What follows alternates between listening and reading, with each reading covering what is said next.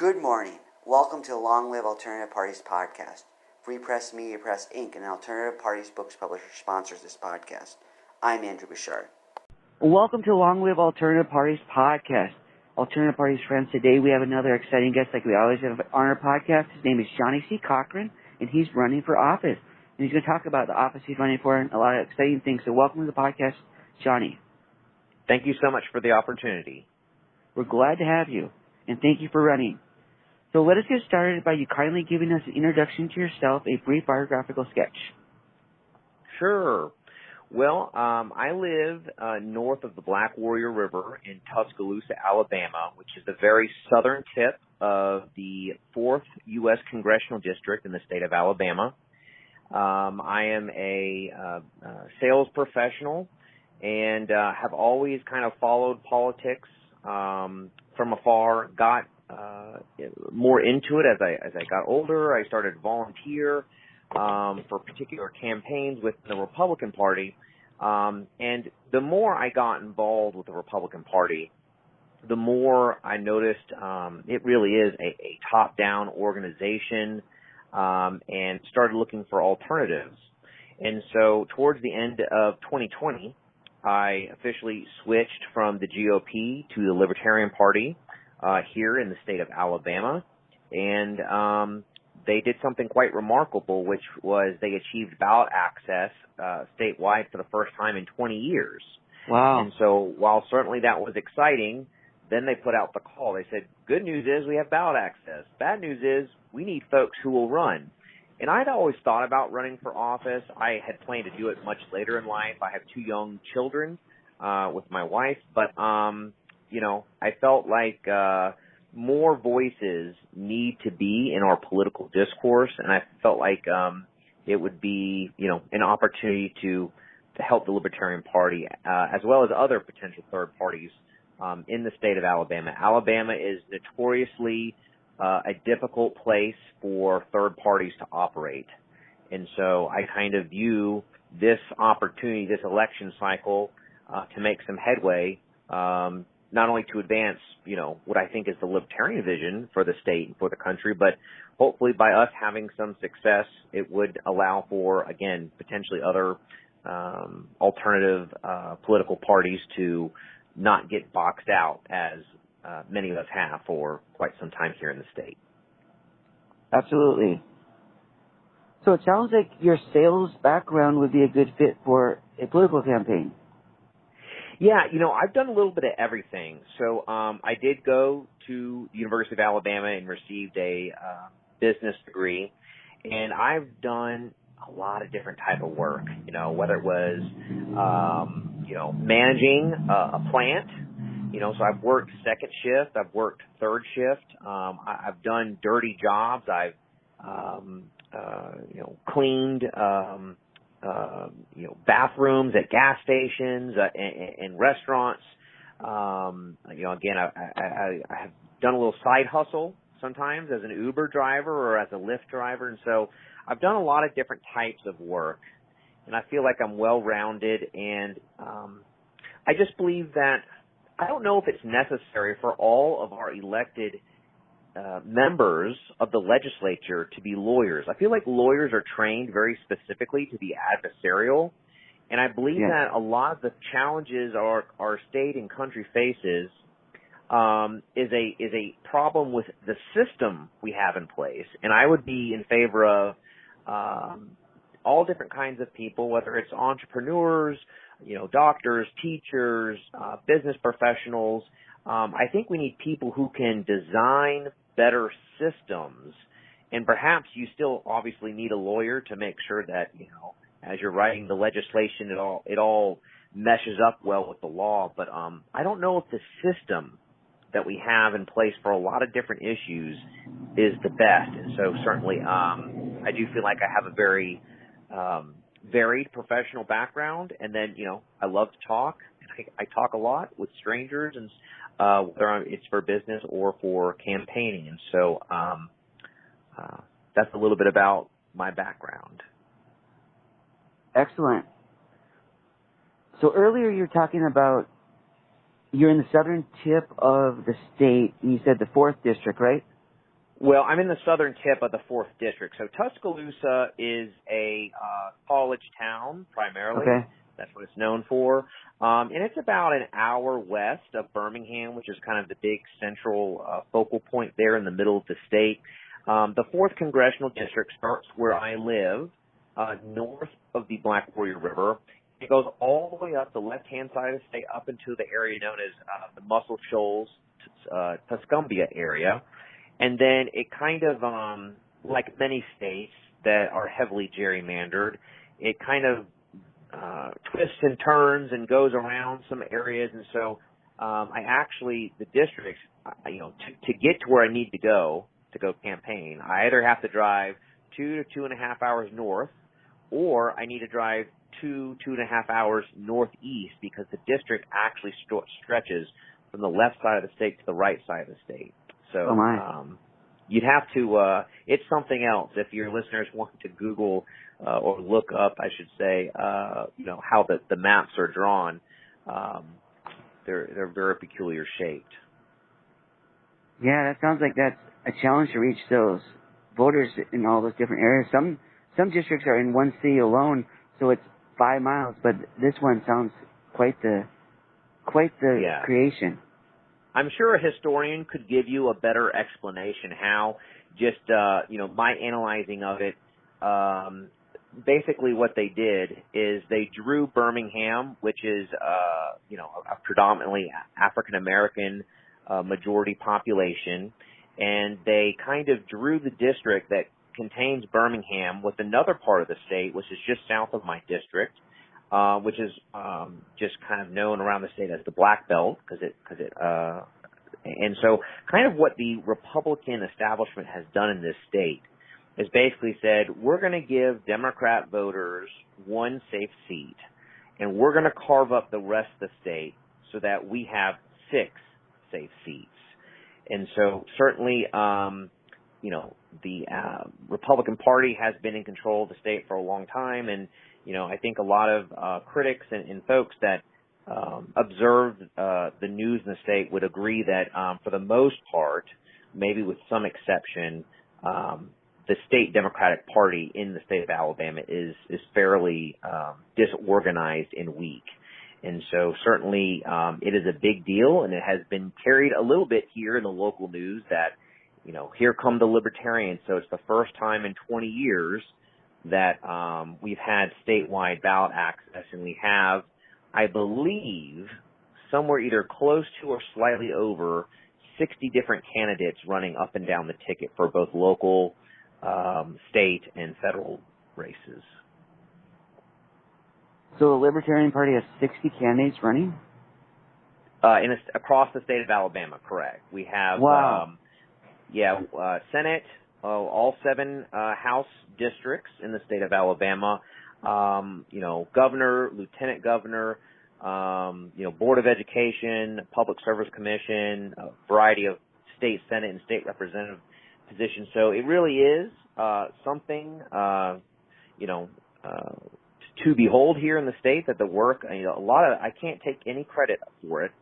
The party did a lot of the heavy lifting prior to me joining. But again, it was an opportunity where they put out a call. They said, we need people to run for office. And, certainly I thought about doing it down the road, but I felt compelled that they had to meet such a ridiculously high threshold in terms of, I think they had to collect 50,000 signatures, which means they had to collect 80,000 because they knew that they were going to strike so many of them down. Sure. And so certainly I think that was the case. And so we have ballot access, and it's a really exciting time for the Libertarian Party. And what I imagine could open the door to trying to make progress to have more indifferent voices heard throughout the state. Yes, it sounds like the Libertarian Party members answered the call that the party put out. Absolutely. And I will say this, maybe just as an observation. So I had been a Republican basically since I turned 18 for, let's say, the 18 years prior. And I would go to Republican events and meet people that were nice enough, but I definitely noticed that the events that I would attend whether they were in Alabama, Georgia, or Baltimore, Maryland, where, 3 different areas that I've lived since turning of voting age, that I definitely was interacting with the upper crust of society. And I don't think it's a bad thing. I want people to be successful. But I think the thing that's the most interesting to me is when I went to my first Libertarian event in the state of Alabama, which was the state convention held last year, I just met salt of the earth people. I met a truck driver. I met a nurse. I met an educator. I met small business owner. I met someone who was trying to establish a cattle ranch. And so I just met people of all different stripes and felt a little bit more at home than maybe I had attending similar events in the past. That's great. So kindly tell us what your opponents are like in this race, your Republican, Democratic opponents, and also any other alternative candidates you're aware of. Correct. So I guess I'll start off by saying, to my knowledge, Alabama is one of the most restrictive states to allowing third parties on the ballot. So there are no other political parties that are on the ballot this fall, to the best of my knowledge. And again, I've tried to do some research and comparing. So if we had to get 50,000 signatures, there might be other states that say you only need to get 5,000 signatures. In Alabama, the way it's set up is we can only retain ballot access, I believe, if one of our candidates for statewide position wins 20% of the vote. So, for example, some of the races that I think are obviously I think my race is interesting, but some of the other races I find very interesting is we have a lieutenant governor candidate, and the Democratic Party did not field a candidate. So that is a two-way race, which often sometimes dispels what I think is a myth that a third party is a spoiler candidate. And so there are races like our Lieutenant Governor, Ruth Nelson, that I believe have a shot at not only potentially winning, but hopefully achieving that 20% threshold that would guarantee the party ballot access moving forward into the future. So my race in particular, the reason why I find it very interesting is the incumbent, Mr. Adderholt, has been there for 25 years. So he was elected when I was a freshman in high school here in the state of Alabama. And I would describe the voting history of my district as being one of the reddest districts in one of the reddest states. And so if you look at his electoral history, maybe the first one was close, but most of the elections he's either ran unopposed or he's ran against a single other candidate. And so, for example, in 2020, he ran against my Democratic opponent in this election, Mr. Neighbors, and Adderholt won 82 to 18%. Now, if you follow elections, sometimes if you were to see a 60 to 40 spread, you might say, wow, that was kind of a blowout. 82 to 18, I don't know if I have the right word for that. It certainly is lopsided.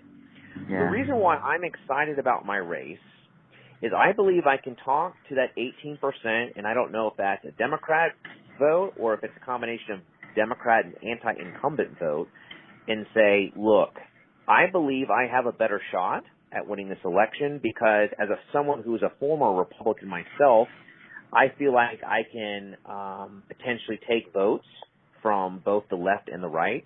Certainly there are issues as a Libertarian that tend to do well with one side or the other. And then to that 82% Republican vote, I would ask those folks, A, do you believe in term limits? Everyone I've talked to so far campaigning has answered that question in the affirmative. I don't believe our system was intended for people to get elected, uproot their families, buy multi-million-dollar properties in Metro Washington, D.C., and then stay there for 20, 25, 30, 40 years. I believe you are called to serve. You serve a couple of years, and then I think you were supposed to go back to your community and, live and work out the rest of your days. So term limits is a big one for me. And then the second reason is while he's been in office, the national debt has 6x'd from $5 trillion in 1997 to over $30 trillion now. And I believe that there are a lot of Republican voters, and I've confirmed this with my campaigning. When I ask them, why do you vote Republican? They say, well, I don't want my taxes raised. And I say, hey, I'm right there with you. I say, why else do you vote Republican? And they say, well, you know, we want a really good economy. And so we talk through some of those issues, and I kind of bring up the point that even if your taxes don't get raised, if we spend more money than we take in, that is an impediment on the economy, whether it's short-term or long-term.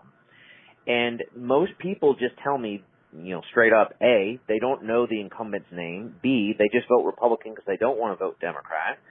And so I think there is an opportunity to say, if you are a small, limited, constitutional government voter, if you believe in fiscal responsibility and balanced budgets, that we should not spend more money than we take in, that if you were to compare his 25-year voting record of always voting to increase spending, always voting to increase the debt ceiling, that I have a shot. Now, I don't think I can win 100% of that 82%, but if I can win half of that 18 and half of that 82 plus one, that puts me on top in a three-way race.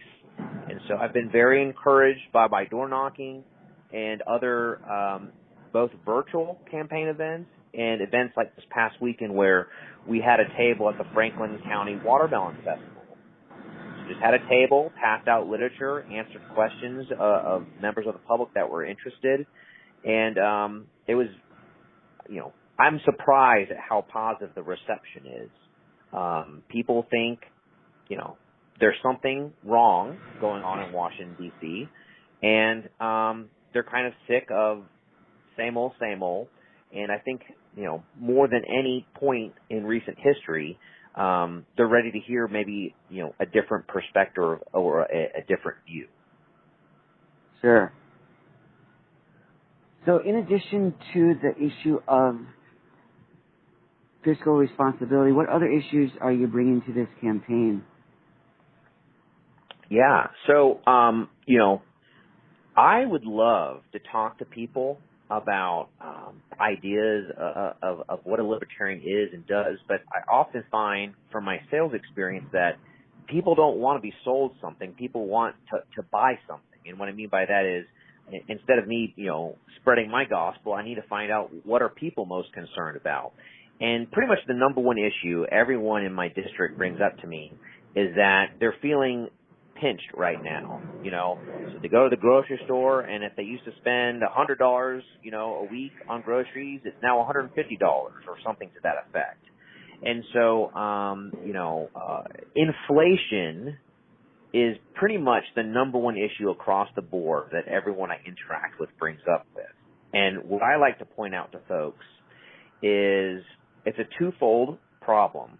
Again, number one is we have politicians that, for lack of better words, are scared because they spend more money than they take in. And instead of raising taxes on people because they don't want to face the political consequences of that, they contact their friends at the Federal Reserve, and I believe that these central planners that have to somehow try to account for the infinite amount of variables of people in this country, in the world, their buying preferences and their lifestyle preferences, that they have to somehow magically, you know, control the market. And I think all this quantitative easing and expansion of the money supply is directly to blame for the cost of goods going up so much, pretty much all across the board. And so out of all the issues that I'd like to talk about, certainly inflation is probably the number one on the minds of the prospective voters I'm speaking to. Some of the other things I like to talk about, I've become very interested in the energy question, which is, you know, in addition to America just kind of being naturally blessed to have so many different natural resources, and I don't think there are policies in place to utilize that, through other experts, through podcasts and different YouTube videos, I believe the public is woefully underinformed about Generation 3 and Generation 4 nuclear technology. I think we have a kind of a stereotype when we think of nuclear technology. We think of all the disasters. We think of 3 Mile Island and Chernobyl and Fukushima. But these Generation 3 and Generation 4 style plants are just light years ahead in terms of technology, efficiency, that the fact that instead of having to take the waste and send it to Yucca Mountain, if they still do that, that these plants can actually utilize the waste it produces to produce more energy. And so I really would like the United States not only to become a leader in this area, but I think that, it solves a whole lot of issues. One is we need cheap, reliable, clean power. And so if you're a business or you're an individual, if you're able to, lower the cost of energy, that's a win-win.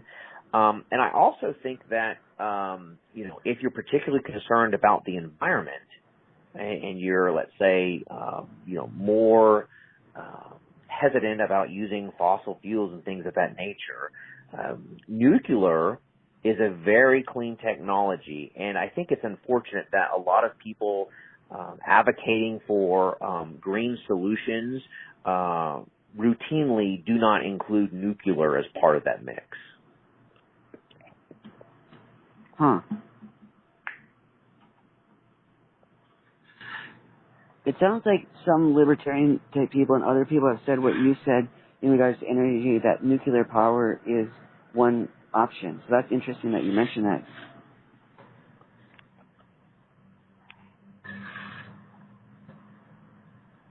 Yes.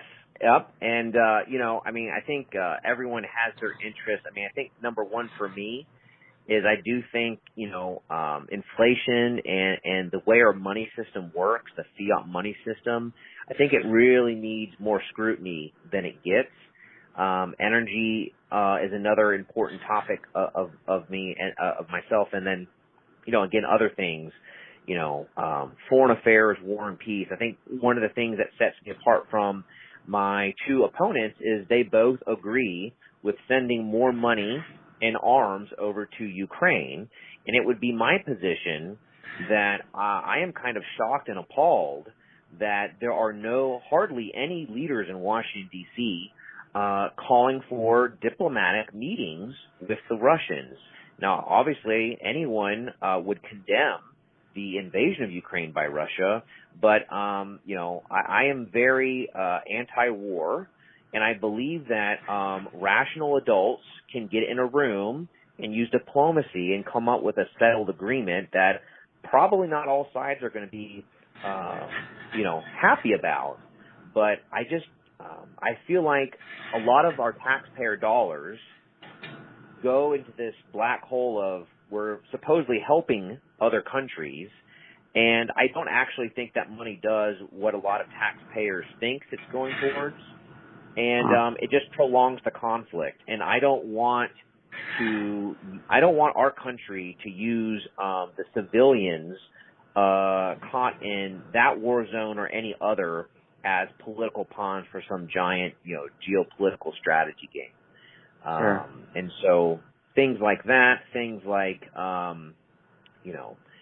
I really strongly believe at this moment that we need reform on things like cannabis. My campaign has been endorsed by the Alabama Cannabis Coalition.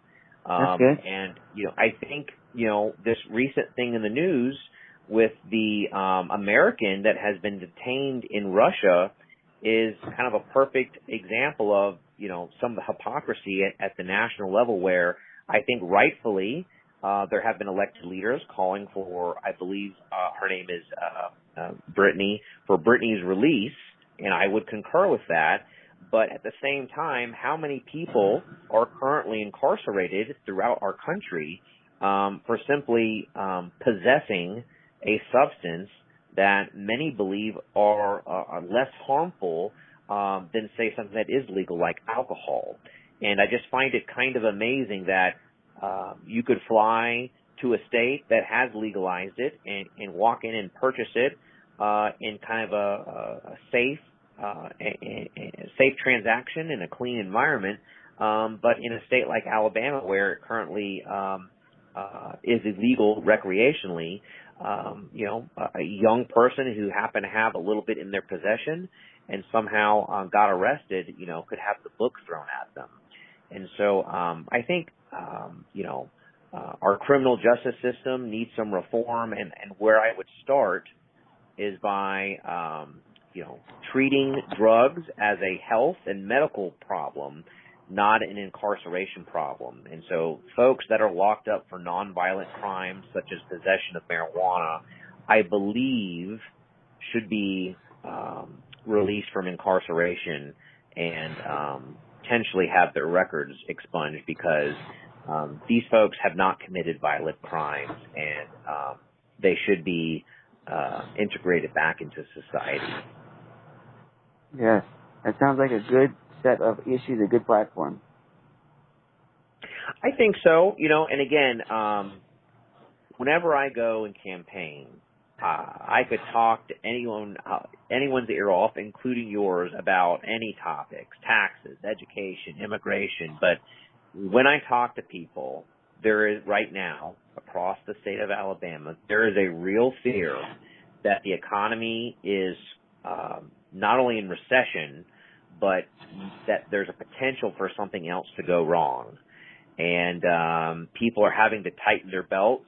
They're having to make decisions, or maybe we need to, not take that family vacation this year. And it starts like that. But for folks that are more economically vulnerable than others, they're going to have to start making decisions about, well, do I choose food or do I choose medicine? And I simply think that the involvement of the state in our daily lives, in our economy, is a contributor to the situation we find ourselves in conjunction with the poisonous policies of the Federal Reserve. And so, certainly happy to talk any and all issues with all the folks, not only in my district, but across the state, across the country. But, the economic well-being of the average Alabamian is probably the number one issue that gets brought up to me when I'm asking. So how can our listeners out there support your campaign? Well, let me just say, again, I appreciate the opportunity to speak to your audience. My website is Johnny C. Cochran, and that's spelled JOHNNYCCOCHRAN, the number 4, followed by AL for Alabama.com. That's Johnny C. Cochran, 4AL.com. At the bottom of my website, you'll find all my relevant socials, the Facebook campaign page, Twitter, YouTube, Instagram, things of that nature. So I would say start there. I have been doing some fundraising. I feel like based on some of my conversations with some of the other candidates, I'm doing a fairly good job in comparison to maybe some of my counterparts across the state. And so certainly any monetary donations, particularly with this economic environment we find ourselves in, is not only appreciated, but I recognize the sacrifice that the folks that have contributed to my campaign have made financially. Now, in light of that, in light of treasure, time, and talent, and so if you want to get involved with our campaign, reach out to us via our website. There's a way to sign up for our email newsletter. There's other ways to reach out to us directly. And whether you want to help me specifically or you just want to help libertarians across the state of Alabama who, again, have achieved ballot access for the first time in 20 years, overcoming somewhat unrealistic bars that the two old parties have set in place to keep third parties off the ballot, this is an opportunity election of my lifetime, which is, can we achieve by winning some elections, perhaps some of those two-way races I mentioned earlier, and in other races, meeting that 20% threshold that would guarantee the Libertarian Party of Alabama ballot access for 2024. And, Libertarians, typically, they want to speak for themselves and not for others. But certainly, I have friends from all over the political spectrum, including folks that would probably self-identify, not as a Democrat, but as a third party that might skew more towards the left. And they are supporting my campaign because they know that if Libertarians achieve success in Alabama, that we are certainly open and ready to debate ideas. And so we would be willing to help other third parties, open up ballot access should we get some representation there in our capital, Montgomery, and then to whatever extent a federal candidate in Washington, D.C. Could make. I certainly would advocate for those, but would have to learn more, as many of the states are actually in charge of their own elections. So that would probably be more of my colleagues. But again, Johnny C. Cochran 4AL.com is the website. And if you reach out and you want to help myself or other libertarians, we will put you in touch with the right folks to help make that happen. Excellent. Excellent. Thank you, sir, for coming on the podcast today and talking about your exciting campaign. We wish you all the best in the campaign and all your personal and professional endeavors. Thank you so much. Take care. All right. Bye now. Bye-bye.